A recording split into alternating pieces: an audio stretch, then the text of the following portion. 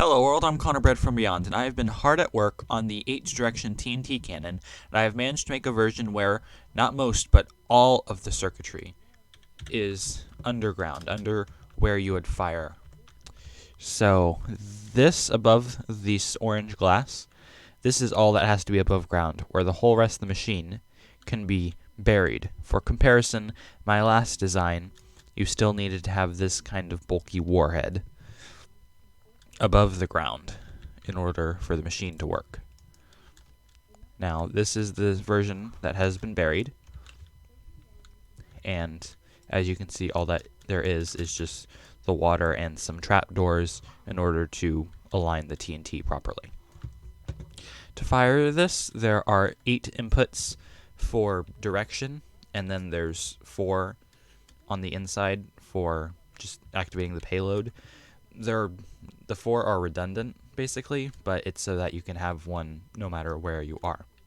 So you press the note block in the opposite direction that you want to fire. So if I want to fire this way, I press this, wait for the TNT to come up, and then I press the other one, and we will see it fires that way. If I want to shoot diagonal, I tap this one, and then this.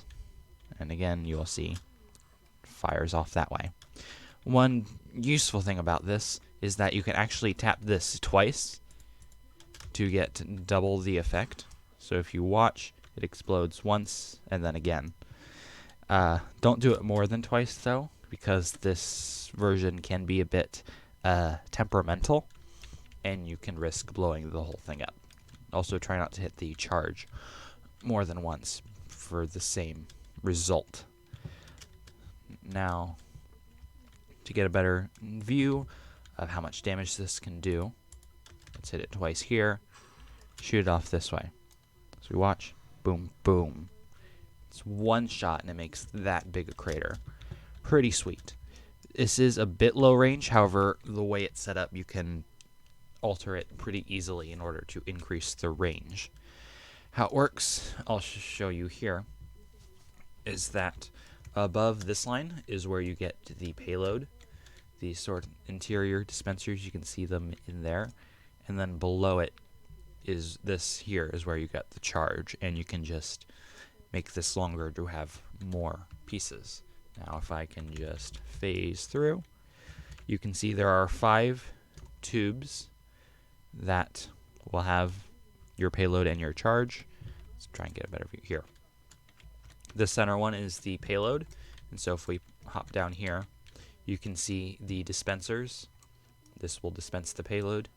Now, technically, the tube can stop here and put the soul stand up there, but as an extra safety feature, I have it go lower. And then, if we over here, you can see the different tubes for the payload, and you have different tubes for different directions, and you can also have different amounts of payload per tube. So, if I want to shoot straight, let's go back into creative. If I want to shoot straight like this, it actually does half power for these 2 tubes, versus if I want to go diagonal, it instead will only do this tube, but it will have it at full power. That's how that works. With some tinkering, you could likely set it up to have even more control. If you can just set up the inputs, you'd have basically 360 degrees. So you could set it to go that way, or that way, or that way, or kind of in the middle there. It just depends on how you set it up. And again, if you want to increase the payload or the range, you just have to extend it. I have it set up with these wall circuits, so with like this, it changes that, and you can see it go up that tube there. And if I unplug it, it does the same thing. It's just dispensers, observers here, which will very quickly flick it, and so it'll only do it once still. And then same thing, if I hit this, you see that lights up and it flicks this trapdoor. Let's do the same effect. Now there's actually 2 walls here because this trapdoor is what does the charge here, and there are 4 of these as well, as you saw before. There are 4 different charges which function the same, it's just that you have easy input from over here or over here. because it'd be a lot harder to run if when you press this button, you had to run all the way over here to activate the payload. Now, as I've shown you, it's very powerful, but does require a bit more for range. And that is because, if I go in here, there are only 2 dispensers per tube rather than 4.